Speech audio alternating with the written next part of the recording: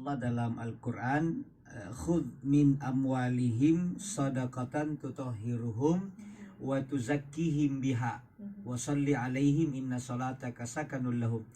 Kata Allah, ambillah dari harta orang-orang kaya. Jadi hartanya orang kaya sebagai zakat, tutahhiruhum, untuk mensucikan jiwanya. Jadi orang yang bayar zakat itu jiwanya suci, wa tuzakkihim, dan menumbuhkan hartanya. Jadi semakin rajin kita berimpak, bersedekah, berzakat, itu harta semakin tumbuh berkembang. Wa sholli alaihim, dan doakanlah mereka. Tugasnya itu para amil, jadi kami sampaikan kepada para amil. Amil itu petugas zakat. Jadi yang ada di masjid yang menerima, doakan mereka. Inna sholataka sakanul lahum, sesungguhnya doamu wahai para amil itu menenangkan jiwa. Jadi begitu dia sudah bayar zakat, didoakan, jiwanya jadi tenang. Kenapa? Karena kan zakat itu daki.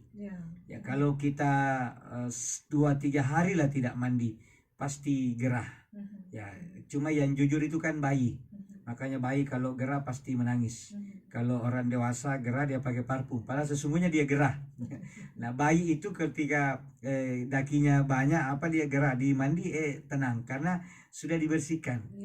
Nah ketika kita mau buang air, kebelet luar biasa, tapi tidak ada tempat buang air, itu siksanya luar biasa.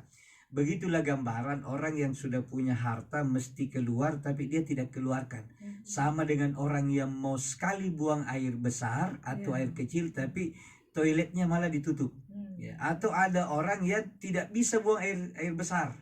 Itu dia lama-lama ususnya akan meradang, luka, bengkak, dan bisa jadi kemudian jadi tumor atau kanker.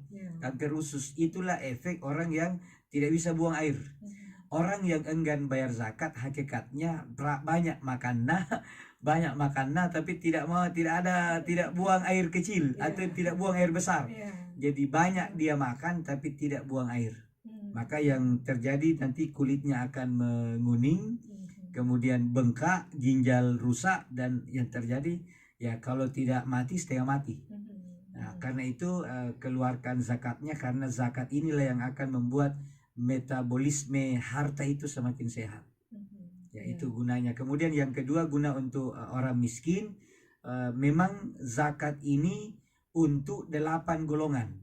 Jadi 8 golongan. Kata Allah, innamas shadaqatu lil fuqara, sesungguhnya zakat itu hanya untuk orang fakir, wal masakin, orang miskin, wal amilina 'alaiha, para amil, wal muallafati qulubuhum, muallaf, wa fir riqab, budak, wal gharimin, orang berutang, wa fi sabilillah, orang yang berjuang di jalan Allah, wa banis sabil, musafir.